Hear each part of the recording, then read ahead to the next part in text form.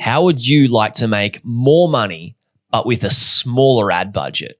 Hi, my name is Jared Krause, host of the Buying Online Businesses podcast. And in this episode, I'm speaking with Ilana Weschler from teachtraffic.com, who is one of my all-time favorite marketers. She has a marketing membership, an ad agency, and spends tens of millions of dollars per year in ad spend. And in this podcast episode, we specifically talk about how you should be structuring your Google Ads account and your Facebook ads accounts so you can spend less money on your marketing budget, but actually have a higher impact and make more sales. We also talk about when to start remarketing ads and when you should start running cold traffic ads in your business. And it's a certain stage at when you should be running each of these. We also talk about what type of cold traffic ads you should actually run, and then what type of remarketing ads you should be running. And here's the kicker. Your remarketing ads shouldn't just be you selling a different product or the same product. And we're going to talk about what those remarketing ads should actually be about instead. Then we talk about why long copy ads are converting better than short copy ads. And we talk about why marketing across multiple ad platforms can actually help you get amazing exposure even with minimal ad spend. There's so much more we also talk about in this episode. It's such a valuable episode. You guys are absolutely going to love it. Before we get stuck into this episode, I want to tell you that this podcast is not the only way that I can help you for free. I have my due diligence framework, which a lot of people in the industry have been raving about, which will actually help you with knowing what to look out for when buying a website, including questions you should be asking the seller and the brokers as well. So to get that, go to buyingonlinebusinesses.com/free resources, and there's some other awesome free resources on that page too. Let's get stuck into the podcast episode. Today's episode is brought to us by Niche Website Builders, which is a company a few of my clients are using and have used for content creation and link building services. They do everything from start to finish. So from keyword research all the way to uploading your completed article for you.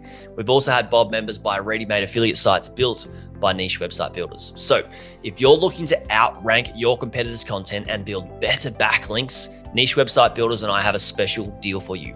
Head to nichewebsite.builders/Bob. I'll put a link in the show notes for you. But again, that's www.nichewebsite.builders/Bob. Do you want to start investing in websites but don't want to drop $20,000 or more on your first investment? Check out Odys, where you can buy premium aged domains to build a website on and add done for you affiliate site packages to help you grow your website and get seen. Instead of buying a crummy website that's been built to sell with no authority, buy a premium aged domain with built-in authority, great SEO, and fresh quality content for your website.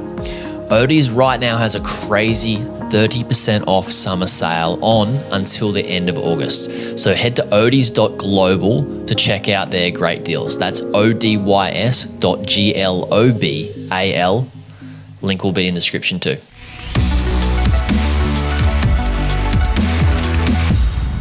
Welcome back, Ilana. Thank you. It's great to be here. It's good to have you back. What an honor. I know. And it was only last episode was episode 85. I think we're on like almost 120 something now, time of recording this one. And we talked about, in our last episode, we talked about the top 3 mistakes people make with Facebook and Google Ads. But today I want to kind of dive into like what comes even before setting up ads. Because I've noticed that you talk about why it's super important that people structure their ad accounts the right way. What do you mean by like structuring your ad account? If you think about the big picture and really success with advertising, success with marketing in general, hinges on ad relevance, essentially. So as an end user, you want your end user to feel that you're speaking to them specifically and only them and addressing their problems. And if you're a business that sells to sort of multiple different types of people, so for example, my main business is teaching people how to run ads, right? So I've got people who've got e-commerce stores and I've got people who run like say a dental practice, etc. If I talk to the dental practice owner about e-commerce, it's not relevant to them, right? Yeah. So I have to really think about who my target customer is to talk specifically to them. And you do that through structuring your ad account such that you're segmenting or segregating people based on what message you want to communicate with that particular person so you can ensure ad relevance. And how you structure your accounts kind of differ a little bit if you're doing Google ads or you're doing Facebook ads. Well, let's stick with one for now. Let's just make it easier. Like say Google ads, what are we going to be doing in terms of like structuring an account the right way? Is it making sure that we target the right people, or is that that just in ads, or I don't even know what you mean by structuring, because this is interesting. I'm learning myself here as well. Okay, cool, awesome. So what if we kind of touch on the classic mistake that people make, and I mean, I've been doing this for so long. I say, the online ad world is kind of like dog years. So I've been doing this for what feels to be like a very, very long time. And the classic mistake that people make over and over again, and by the way, I don't blame them for making this mistake, because they follow a lot of the Google default prompts and fall into these traps like inadvertently. And if I didn't know any better, I too would fall into these traps. So firstly, don't beat yourself up if you're going to be listening to this and thinking, oh my God, I've made these mistakes. It literally everyone does. So the classic mistake that people make on the Google ad side is they create one campaign, and that campaign is targeting multiple areas in Google ad platform search and display, because it's one of the default settings that are already enabled, right? So they create one campaign, then they create one ad group within that campaign. And if you think of it like a tree, like a hierarchy, right? And then within that one campaign, they'll have about 300 keywords that all relate to their business, but are somewhat unrelated to each other. So if we go through like a dental example, because I just used that example before, say a dentist says, yes, I want to do Google ads. So they create that one campaign, that one ad group. And then in that ad group, they have keywords such as, dentist Sydney, dentist Bondi, Invisalign, dental implants, root canal, all that kind of stuff. Now, the problem with that is, as an end user or as the person who you're advertising to, all they see is the one ad that's shown to them, right? Now, in the Google ad world, ad groups are kind of called ad groups for a reason, and that's because it's the ad that is attached to that group, right? So what Google does is they say, okay, someone's typed in dentist Sydney, where is that keyword in this ad group? And we're going to show them that particular ad. If someone types in dental implants, here it is, it's in this ad group, we're going to show them that same ad. So by having all the keywords which are related to your business, but even they're somewhat unrelated to each other, in the one ad group, it's only going to show the one ad. So for the person who types in, root canal Sydney, they might see an ad about implants, which is not relevant, which is why we come back to success with ads is all about ad relevance. So to structure it correctly, which is what the origin of your question, what you would do is you can create one campaign, but you create multiple ad groups within that one campaign. So you would have one ad group related to implants, and the ad attached to that will talk about implants. You'll have another ad group talking about root canal, and the ad attached to that talks about root canal, right? And you see where I'm going with this. And that's where structure comes in. And this is, I can't tell you, how many times, and I still see this same mistake taking place. It's got to a point where I just have to ask someone, did you set this account up yourself without any help or somebody else helping you? And if they answer yes, I literally don't even have to look in their account. I know exactly what they've done because of all the Google default settings. Yeah. So that's what I mean by structure. That's amazing. It's like, to unpack this a little bit more, is like, for people listening, it's not just a good thing for measuring the results of an ad, but really you can save so much money by only putting an ad, a specific ad, to the right person. Because like, say you're, spending $100 a day or whatever it is on a Google ad, and it's for one type of ad to everybody, there's 80% of those people that see that it may not be the right ad for them, and they may just want a teeth clean from the dentist rather than a root canal filling, right? That's right. Yep. So much money left on the table through incorrect structuring. So much left on the table, as well as what's going to happen is a few things are going to happen. Generally speaking, you're not going to get a very good what's called click-through rate because the ads aren't relevant. So when somebody types in root canal, they're going to see an ad for implants. They're going to no, I don't want implants, Google. I typed in root canal or whatever, right? So you're going to get a bad click-through rate. Google's then going to see all these your ads being shown and not many people clicking on them, which is the low click-through rate.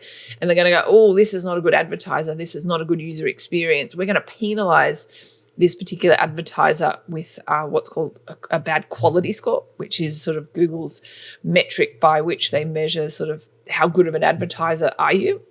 And as a result of getting a bad quality score, you pay more on a cost per click basis. So, so contrary to the belief that this is a traditional auction system in the Google ad platform where the person who pays or who bids the highest wins the auction and is in the number one ad spot, it's actually not the case. The person who's in the number one ad spot has the highest what's called ad rank, but you can get a really good ad rank by having a really good quality score and actually pay less in the number one ad spot than somebody in the number two spot, which is most people don't realize.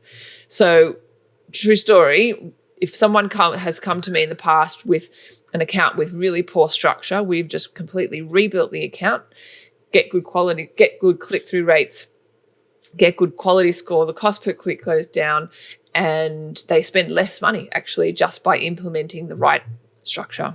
What we talked about there is mainly the targeting, having the right offer for the right targeting, really. There's a lot in between all of that.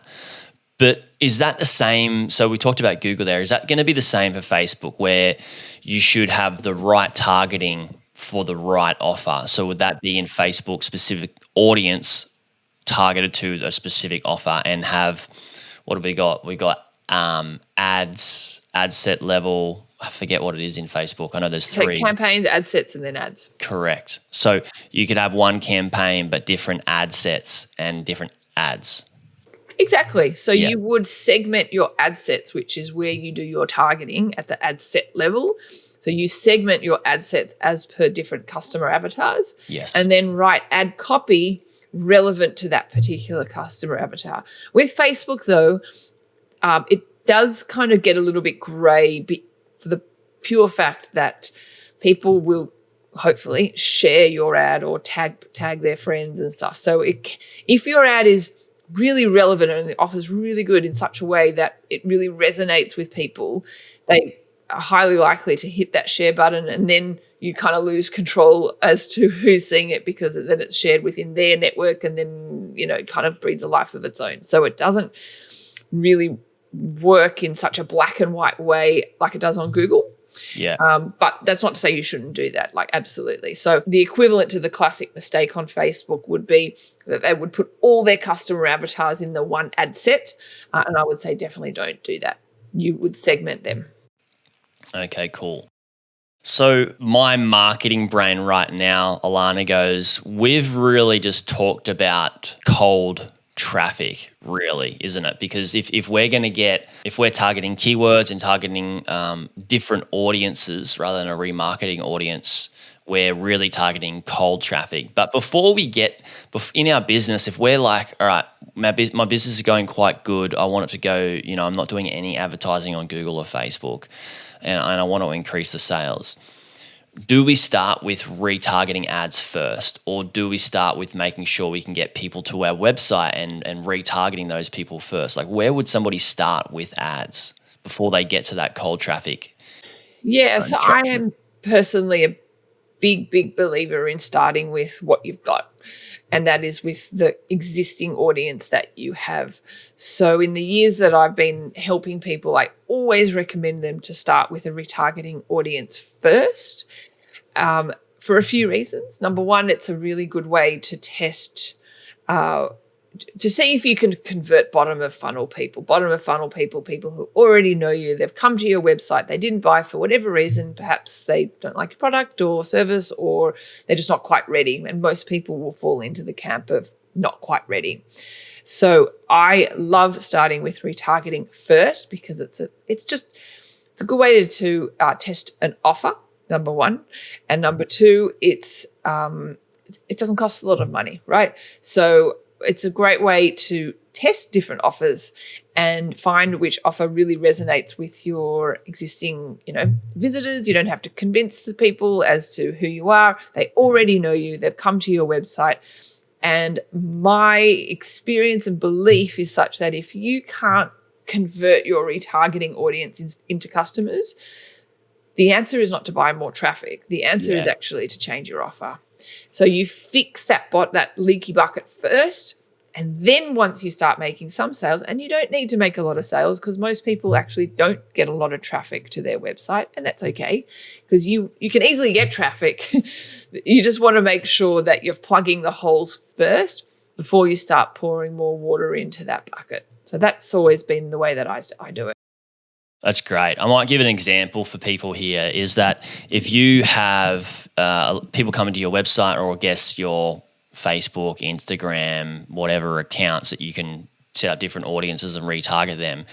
If you can't get a product that is selling to a remarketing audience, the chance of you being able to sell it to a cold audience is very minimal, slim to non-existent, right? So I guess that's why you're saying test different offers, and the offer that works the best, then you can start experimenting. Offer that works the best with remarketing ads, people that already know who you are, then you can start experimenting with people with ads for cold traffic to that offer? I generally don't.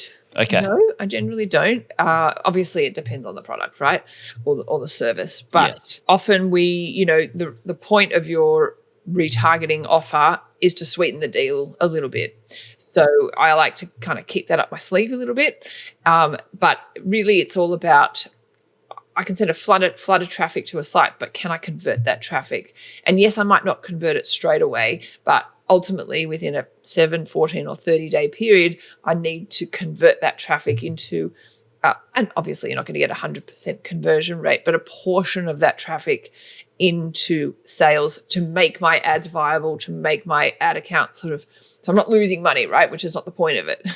So I wouldn't show that offer to cold traffic. I mean, look, you could try if you're still making plenty of money. It just know then that you probably want to show a different offer or something different to bring people back. If you imagine, that they're coming to your site, they're spending some period of time on there and then they're leaving, why are they going to come back if they're going to just have a look at the same thing in exactly the same way? So just think about the experience for yourself. Would you come back? And maybe you would, maybe because you got interrupted or something.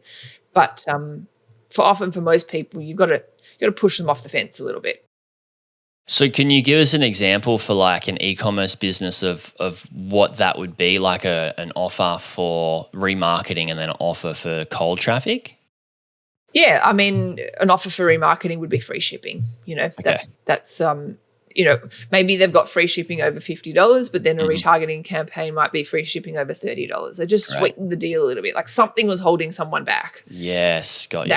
That kind of thing. It's just like you came, you attempted, you didn't quite buy, but how about if I put this in front of you, or a 2-for-1 or something. There are many examples of retargeting campaigns and also shopping cart abandonment campaigns. Rather than giving freebies, I personally like to value add, and I think that kind of, I don't like to train customers to wait for freebies, and I know people kind of have intentionally abandoned their shopping cart before to see what deals sort of come their way. So I don't like to Lots discount. of people do that. I do that. Yeah, exactly. Right. Yeah. So I don't like to discount. As I said, I much prefer to value add. Yeah, because there would be a percentage of people that would come to the site and go, all right, I'm just going to, wait to see if there's a pop-up for a discount code, and then, a huge percentage of your orders are going to get a discounted price. I like your idea of value adding, and I think a cool way to value add, or what I picked up on is what you've done is like you can knock off some objections with your remarketing ads by it being a value add. For example, you said the free shipping, but also people that want to buy a t-shirt, they don't know which one's going to be a better color or which one's going to be a better fit. Buy what you want, send back what you don't want. Yeah. And get your refund. Things like that, right? Like knocking off objections that prevent people from purchasing the product. That's right. Or maybe you can offer some kind of like, instead of a 1-year warranty, it's a 2-year warranty. It hasn't discounted, but it's a higher perceived value for people. Yeah. At the end of the day, like, people want to get a deal, right? Like, who doesn't love a good deal? Mm-hmm. So you've got to portray it in a way that people feel like they're getting a better deal, having, so that's the way I like to think about it. And then obviously cold traffic, you could do any number of offers. I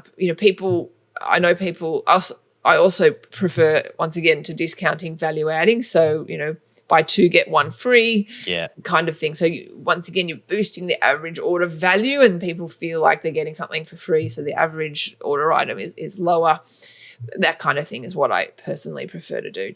And then if we can get that to work with ads, then they pay for themselves on the front end, and then we've got a whole back end and we're kind of in the money and we have a lot more scope to do stuff with ads. Yeah, that's excellent. Now, I'm going to come back to remarketing and ask you about what you said about structuring with cold ads or structuring your ad account at all. With remarketing, say I've got like an e-commerce brand and I've got an audience on my website, I've got an audience on Instagram, and I've got an audience on, say, TikTok or Facebook. Would I structure my ads and have and send different ads to each one of those audiences? So one, a particular offer for Instagram, and then a particular offer for Facebook or TikTok, and then a particular offer for my website visitors. Would I test between, what's the right offer for the right audience? I mean, you could. I personally don't do that. I often will, because I'm sending them to the same place. Okay. Right. I mean, you could do I guess there's probably not much need to make it so granular, but there's no reason why you couldn't. But I personally don't do that. We generally just create the one offer for those retargeting audiences, and as you touched on, obviously you've got your audience of people who've come to your website, and that's sort of your website retargeting audience. And as you sort of touched on, there are also engagement audiences where you can, so if on the Google side of things, you have an audience of people who've watched a YouTube video, if you've got a YouTube channel. So you can create an engagement audience of people who've watched your YouTube video, but you can only show those people an audience on the Google ad platform. Yeah. On social, if you've got an audience of people who've engaged with your Instagram profile or Facebook profile or watched a video, you can only show those engagement audiences an ad on Facebook and Instagram, obviously. Yeah. So that's the sort of caveat with that. I do love those engagement audiences, and they're a great way that if you don't actually get a lot of traffic to your website or you don't have a big database, you can really boost those retargeting audience sizes by those engagement audiences. And I would just also make sure that if you do run those engagement audiences, make sure you show those ads and get them to go to your website, so that you're then ultimately boosting your website retargeting audience.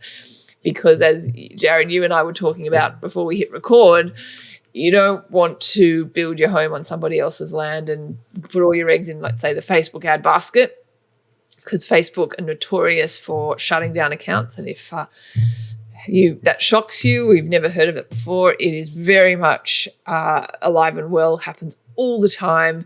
Facebook can and will shut down your account without any warning, and you may or may not get your ad account back. I've had many, many people come to me crying, going, that's the only way that I generate leads. And I'm like, well, it's like it's inevitable. It's not a matter of if, it's a matter of when, really. And even if you're in a very sort of benign industry, as we were saying, like I had someone come to me who sold T-shirts, had their ad account shut down. Another person who sold like chicken coop stuff, they're not really like doing anything naughty. They're not in an industry that's,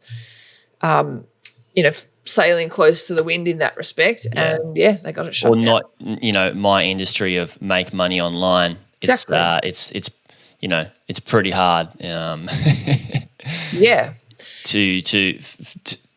I am helping people make money online. But if I was to use the words, I'm going to help you make money online in my ad, my Facebook ad account is going to be gone. Gone. Not Exactly. that was the reason that my Facebook ad account did get closed down.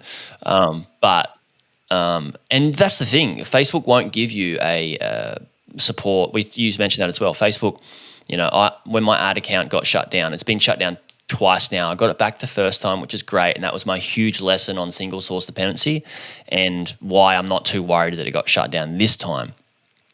This last time it got shut down is no word of warning, you need to do this differently or you need to do that better or you can't do this and you can do that. It's just go check out our privacy policy or our terms and conditions and that's it. I know. It's brutal. Yeah, it's brutal. So, sort of going back to what we were talking about before with your engagement audiences, just always make sure, and I don't know, this has just been drummed into me also from having learned from experience, to always send traffic to your own website. That's the asset that you control. And really, at the end of the day, actually, I'm a massive believer in building your own database, and even sending ads just to get people on a newsletter or a database is a really viable strategy. Yeah, owning that audience.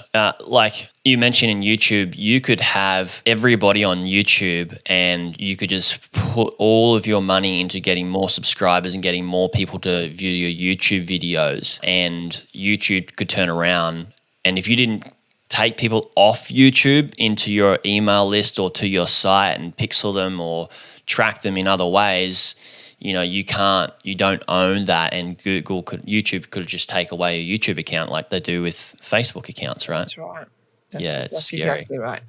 I'd also suggest if you're going to start with retargeting, and I highly recommend you do, is to retarget on multiple platforms as well. I'm a massive believer in that. I was actually having a conversation with someone like literally last week, who is sort of, they're in Teach Traffic, and I was sort of helping them structure some shopping campaigns. Anyway, long story short, but they're like, oh, well, we buy a bunch of fake cold traffic on Facebook ads, but then we retarget on Google. So that's what works really well. So make sure you do retargeting on multiple platforms, because what you will find is you might find you do Facebook ads for your cold traffic and outreach, or that works really well, but then you will capture a lot of that traffic on Google, and even vice versa, actually. Google Shopping for e-commerce, Google Shopping, and then retarget on Facebook. It's very your users are on multiple platforms, so your retargeting ads need to as well. I actually ran a challenge recently. I don't know if it's worth mentioning, a retargeting 14-day challenge. Cool. Teaching people how to do it. I mean, it's like $10 or something. I sold it for. Is it still available? It is, yeah. So you can we'll get the link. What's the link? teachtraffic.com/challenge. Amazing. And actually, I have heard great things about this challenge on another podcast you're on James's podcast. And I haven't done it myself, but I've heard people who got some amazing results. So guys, check that out. I'll put a link to that in the show notes. Yeah, awesome. But it basically goes down, obviously I broke it down into 14 steps, but exactly how you can do that, how to create your the tracking and the conversion tracking and the audiences and the engagement audiences, and in 14 days you will have campaigns live on both platforms. That's cool. I'll put a link to that in the show notes, guys. I really do like the cross-pollination of multi-channels where I can promote something on YouTube, a product on YouTube, or I can promote a content video on YouTube and then send them to my website, pixel them, and then target them on Facebook with a proper ad. It's amazing combination to have multi channels. And I remember, a lot of people come to me and say, Jared, you're just everywhere. And I'm not, though. I'm on 2 channels. I'm just everywhere that they are because I know where they are, and that's where I'll spend my focus and attention. You don't really need to spend that much money either, because people must think this guy's spending a lot of money on ads, when if you just know how to target people right, you can make it feel like you are everywhere.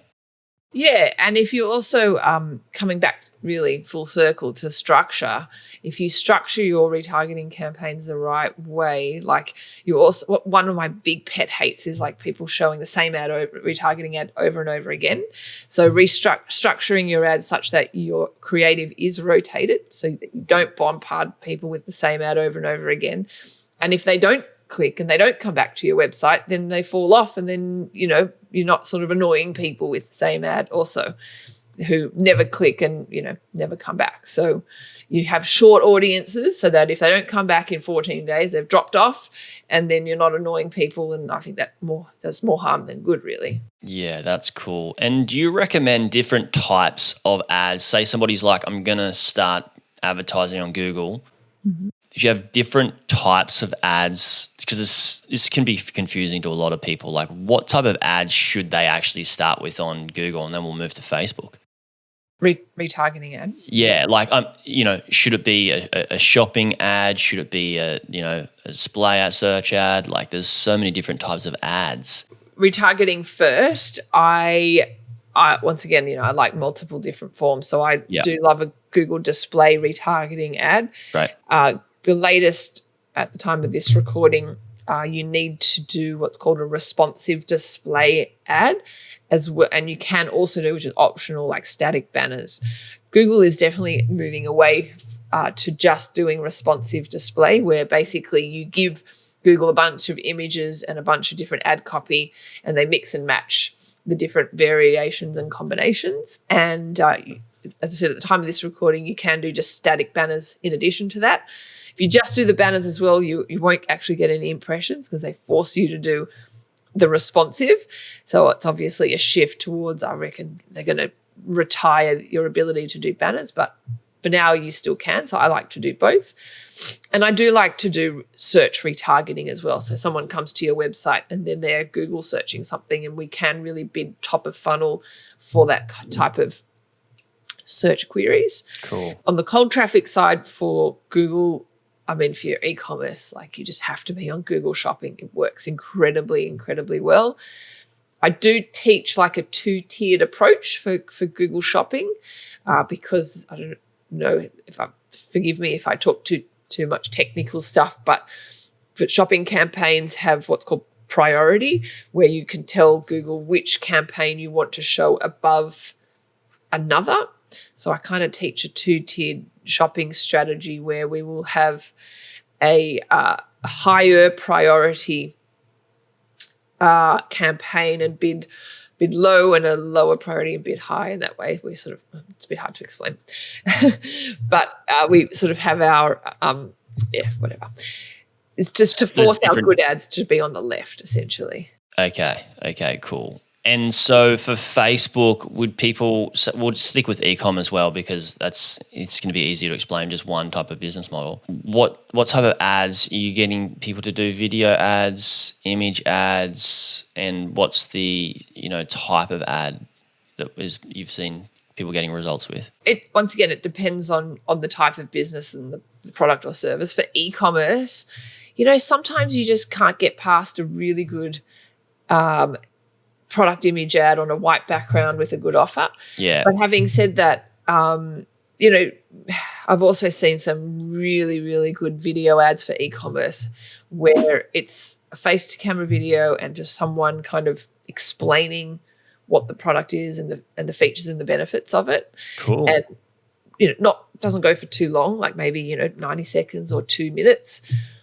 And it's almost like you're emulating the feeling of somebody being in a store, picking up and holding the product, opening it, looking at it, experiencing it. So you're emulating that kind of feeling for people. Creating that emotional connection to the product, right? Yeah, and also overcoming the objections that might be in their head. Actually, I recently interviewed someone on my podcast who was selling a really cool product, actually. It was a wallet which was made out of old baseball gloves. Right? Yeah, right. Sort of, repurposed the leather into a wallet. Cool. And he also said the same thing. They had a face-to-camera video, and obviously it was a really nice backdrop, right? But of someone just explaining the wallet, where it came from, opening it, showing them how many cards it held, etc. And he said, like, they spent millions and millions of dollars on that ad just because it converted really well. Yeah, cool. And so none of this like jingly stuff, just really simple. And they split test a lot. And I just kind of hear that more and more and more, So yeah, it's one of those things that it's like, it's so industry specific.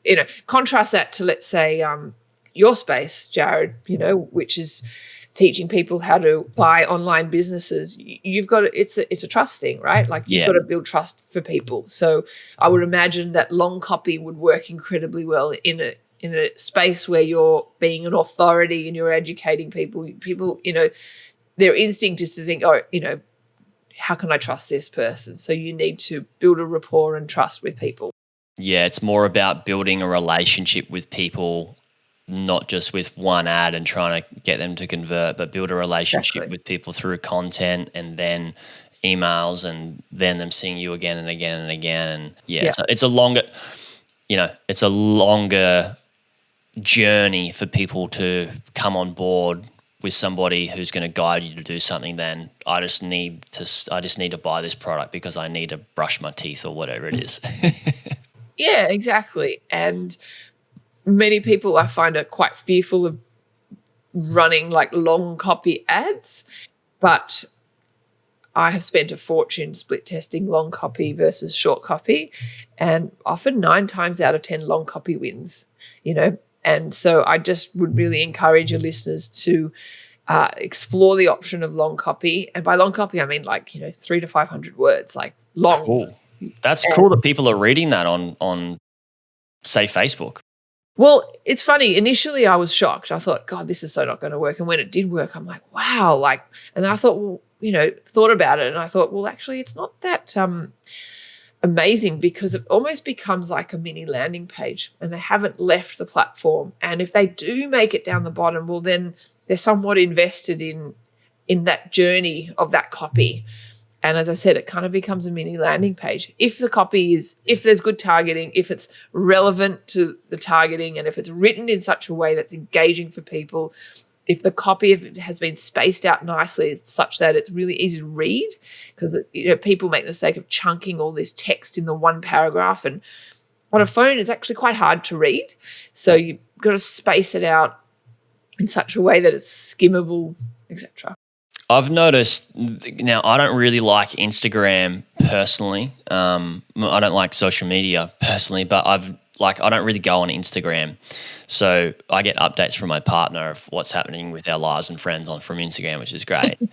But I go on Instagram sometimes to just do a bit of R&D, and I see that some people, and they've been doing it for a while now, is they won't just put a really good image up, but they get a lot of engagement because they write a good, solid, engaging post. Yeah, it's more about the writing than just the image on some of their Instagram images. And I think that's, people are really creating a good connection and trust through doing that. And like you said, long copy on a sales page, it's what sells.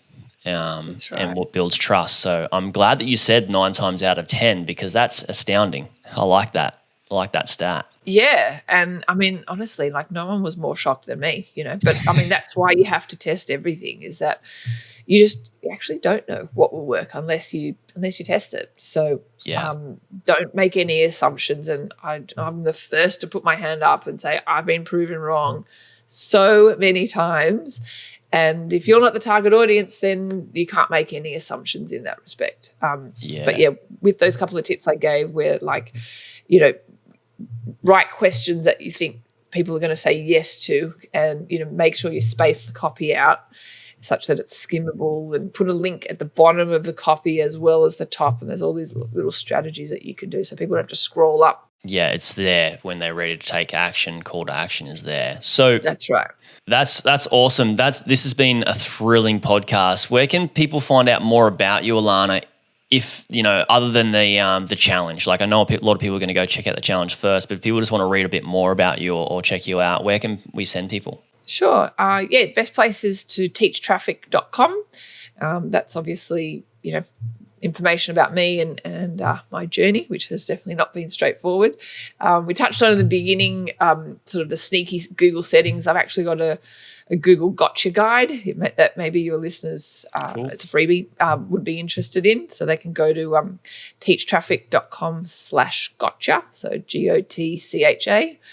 And that sort of tells you the sneaky default settings you need to change when creating your campaign.